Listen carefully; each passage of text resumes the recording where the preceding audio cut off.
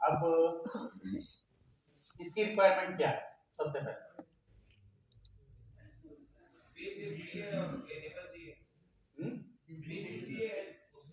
हाँ, जो V615 तो है, मिल गया। उसके अलावा क्या क्या रिक्वायरमेंट है? एनेबल आना चाहिए। एनेबल का सिग्नल का नाम देखे हम यहाँ पे एम ऑन। एम ऑन जब आ रहा है यहाँ पे, हाँ, अब मैं इसको जूम कर लूंगा, जो भी है नहीं और हाँ, ऑलवेज ऑन, इसमें जो सिग्नल है वो एम ऑन के नाम से डेमोन्स्ट्रेट किया गया है। हाँ, एस्पाई ऑन, एस्पाई एनेबल, कुछ भी नाम दे सकते हैं। तो एम ऑन अभी हमारे को यहाँ पे जैसे पिन नंबर 83 से एम ऑन, ये इसके पर मत जाइए, ये गलत भी रहता है जो ये आउटपुट निकलेगा एम ऑन जो भी है। तो हम चले जाते हैं एक बार टाइमिंग डायग्राम पे कि कैसे निकलता है। अरे इससे पहले मैं आपको चार्जर के एनालिसिस दिखाना भूल गया। एक बार मैं आपको पीछे लेके जाऊंगा थोड़ा सा, जो चार्जिंग के टाइमिंग एनालिसिस है वो मैं आपको दिखा देता हूँ।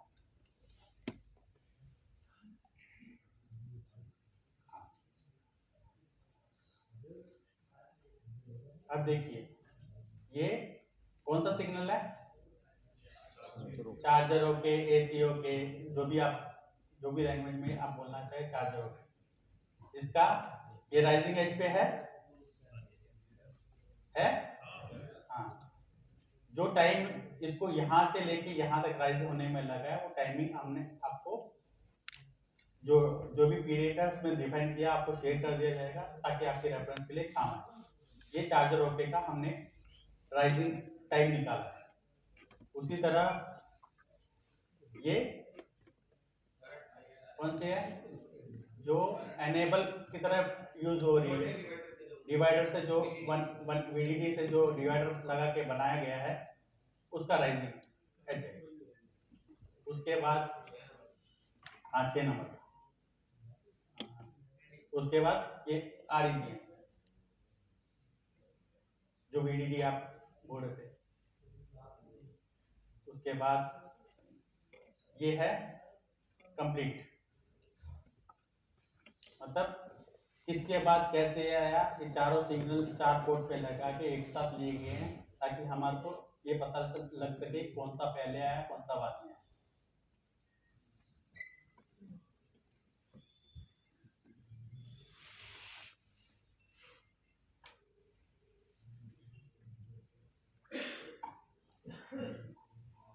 ये देखिए अलग अलग चीजों का मतलब थोड़े थोड़े सिग्नल बदल बदल के हमने टाइमिंग एनालिसिस निकाला है।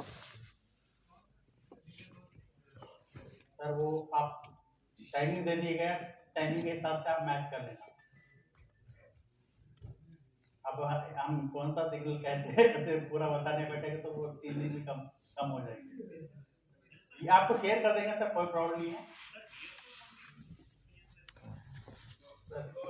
ये सामने आपको नाम दिखाई दे रहा है सबसे ऊपर, और ये जो DSO है ये 4 लाख रुपए से कम नहीं है, ये अमेज़न से भी बड़ा है।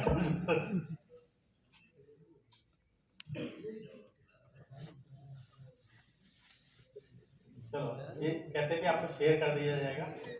मैं दिखाना चाह रहा था इसलिए आपको, ताकि आपको भी इंटरेस्ट लगे कि हाँ ऐसे भी सिग्नल निकलते हैं और आप खुद कोशिश करें कि ये चीज कैसे निकलती है, हम भी ट्राई करें तो अच्छा रहेगा। चलो हम वापस टॉपिक पे आ जाते हैं। क्या हम कहाँ पे थे?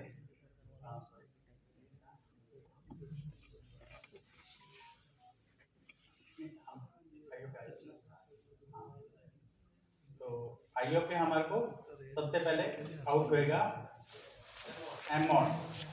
जब इसको VCC मिलेगा, ग्राउंड मिलेगा, इमीडिएटली एम ऑन रिलीज कर देगा। नेक्स्ट सिग्नल हमारे को कौन सा आता है? नेक्स्ट एम ऑन मिलते ही क्या होगा? एम ऑन किसका एनेबल था? हाँ 3 वोल्ट ऑलवेज, 3 वोल्ट ऑलवेज बना। जब 3 वोल्ट ऑलवेज बना तो ये जो जितने भी सिग्नल मैंने इसके साथ में लिखे हुए हैं, सप्लाई एसपीआई जितने ये सब एक दूसरे से कनेक्टेड है। एसपीआई का मतलब क्या, एसपीआई मतलब किससे कनेक्टेड है, बायस से। अब हमारे को बायस की रिक्वायरमेंट क्यों है ये हम आपको बताएंगे आगे। तो उसके बाद अगर ये बन गया है तो आईओ में और क्या एक्टिविटी होता है, इसमें WR रीसेट लिखा है, मतलब अलग अलग सिग्नल WR रीसेट का इमीडिएटली हम अगर टाइमिंग देखें तो हम टाइमिंग बता सकते हैं कि देखो हम टाइमिंग यहाँ पे लिखा है, जैसे अमाउंट कब आया, इसी को इसी के स्टार्ट होने के बाद 2.4 मिली सेकेंड पे M1 आ गया। यहाँ से नेक्स्ट सिग्नल को ऑलवेज बनने के लिए 1.78 मिली सेकेंड लगे, और ये यहाँ का मतलब W रीसेट तक का टोटल टाइम है, मतलब 160 मिली सेकेंड्स में इसी को वोल्टेज मिलने के बाद उसने रीसेट रिलीज कर दिया। लेकिन रीसेट को मैंने ये कर्व दिया, ये कर्व का मतलब क्या है, कोई जानता है?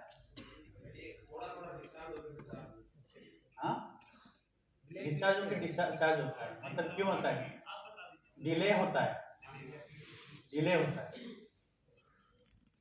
डिले के लिए मैंने इसको कर्व की तरह बनाया ताकि डिले पता लगे कि राइजिंग होते होते डिले बन रहा है, डिले हो रहा है। तो ये जो टोटल पीक वोल्टेज पे पहुंचेगा वो इसका राइजिंग है।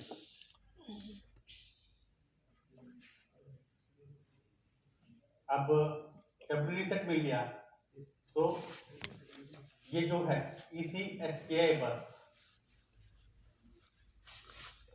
देखो अभी तक एक और चीज मैं बताना चाहूंगा, यहाँ से जो M1 आया और M1 से रीसेट तक, ये है SPI का फ्लोट वोल्टेज है, जिसको SPI स्टेज में फ्लोट वोल्टेज टोटल यहाँ से यहाँ तक इतने मिली सेकंड तक रहा।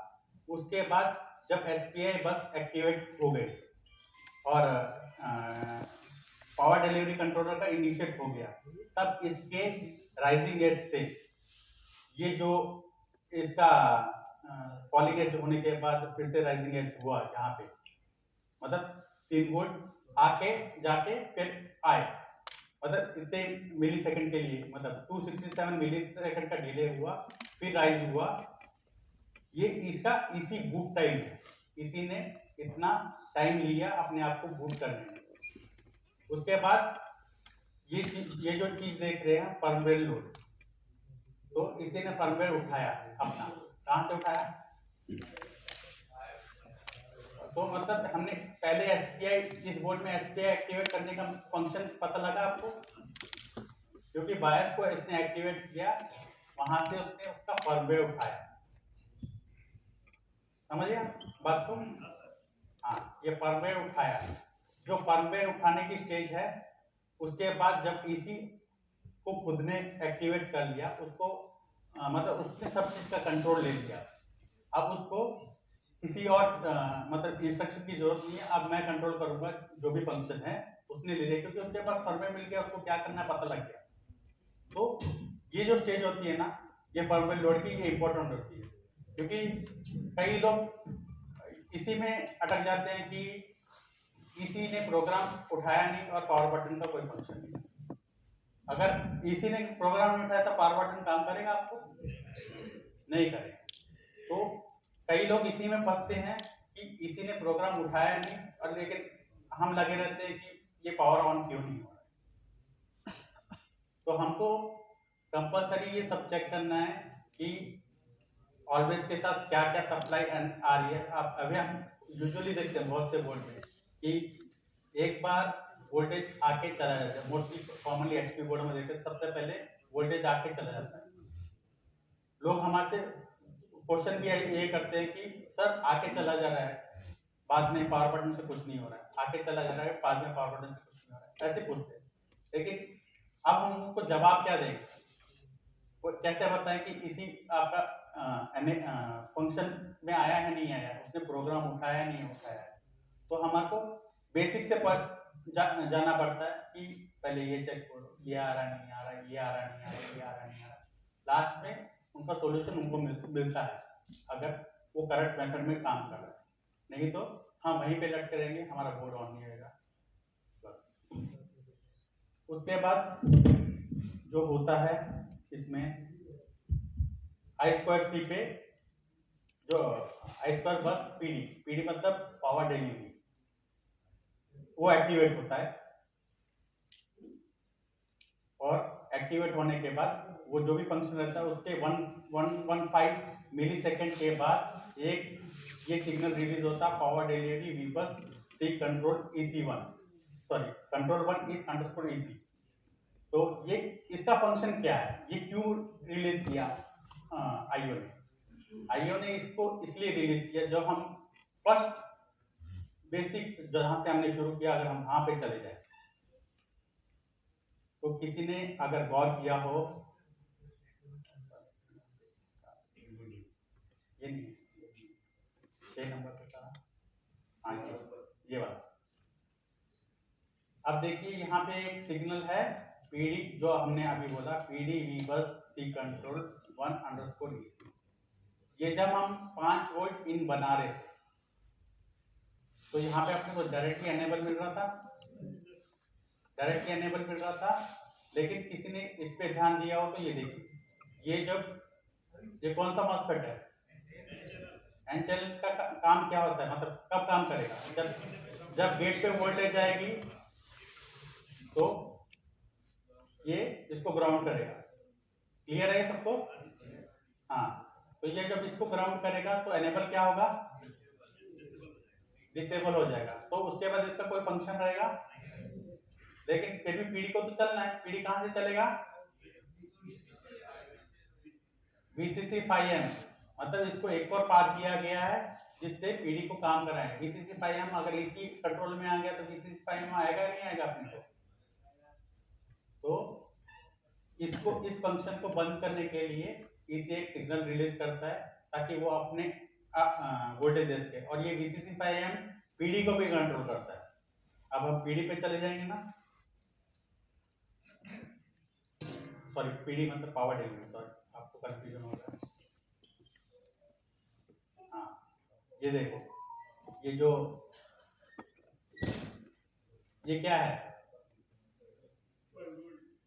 VCC 5M, ये इनपुट में दिया जा रहा है इसको यहाँ पे।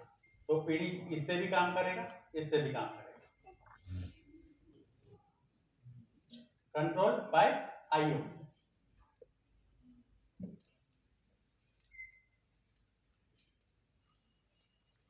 समझ में आ गया? क्लियर हो गया?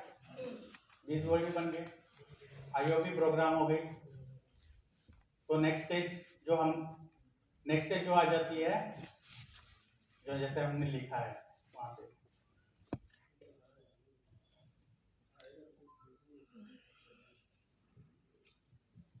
Waiting for user input.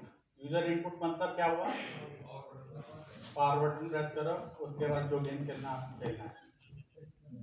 20 volt का कार्यक्रम यहीं तक था, 20 वोल्ट बन गए। किसी को कोई डाउट आया, अच्छे से समझ में आया?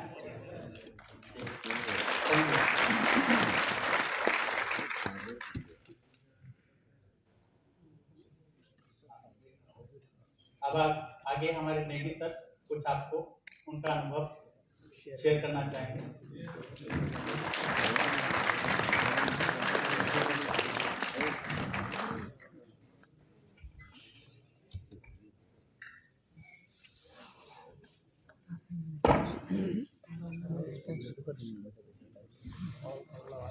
Thank you Sunil sir. अभी हमारे साथ है नेगी सर, और उनका जो टिप्स एंड ट्रिक्स है लैपटॉप के अंदर रिपेयरिंग करने से पहले आपको कौन कौन सी चीजों को ध्यान में